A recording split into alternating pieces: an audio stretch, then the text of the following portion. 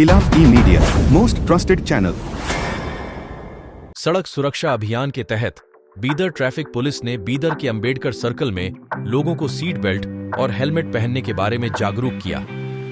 इस अभियान के तहत ट्रैफिक पुलिस अधिकारियों ने हेलमेट पहनने वाले वाहन चालकों को गुलाब का फूल देकर सम्मानित किया और हेलमेट न पहनने वालों का चालान काटा।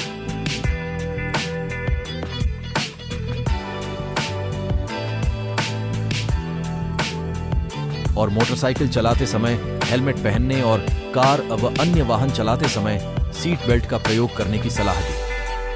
इस मौके पर ट्रैफिक सीपीआई बापू गौड़ा, पीएसआई शीला देवी मौजूद थे। बीदर से शाहुल हमीद की रिपोर्ट।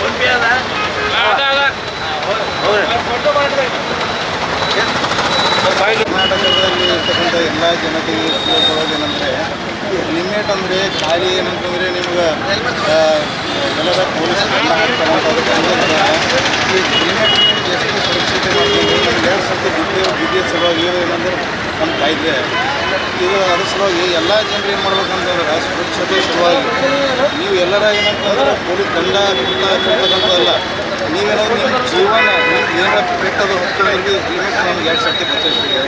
ಅದ್ರ ಸಲುವಾಗಿ ಎಲ್ಲ ಜನರು ಏನಂತಂದ್ರೆ ದಯವಿಟ್ಟು ಏನಂದ್ರೆ ನೀವು ಹೆಲ್ಮೆಟ್ ಉಪಯೋಗ ಮಾಡಬೇಕು. ನೀವು ಎಲ್ಲರ ದಂಡ ಸಲುವಾಗಲ್ಲ, ನೀವು ಜೀವನದ ಏನಂತಂದ್ರೆ ಒಂದು ಅತ್ಯಂತ ಮೂಲ್ಯ ಇದು ಕಾಯ ಸಲುವಾಗಿ ಏನಂತಂದ್ರೆ ಹೆಲ್ಮೆಟ್ ಧರಿಸಲೇಬೇಕು. ಇದು ನಮ್ಮ ಕಳಕಳಿಯ ವಿನಂತಿ ಎಲ್ಲ ಜನರಲ್ಲಿ. ಸತೀಶ ಸರ್ ಯೂಸ್ ಮಾಡಿ ಹೆಲ್ಮೆಟ್ ಹೇಳು.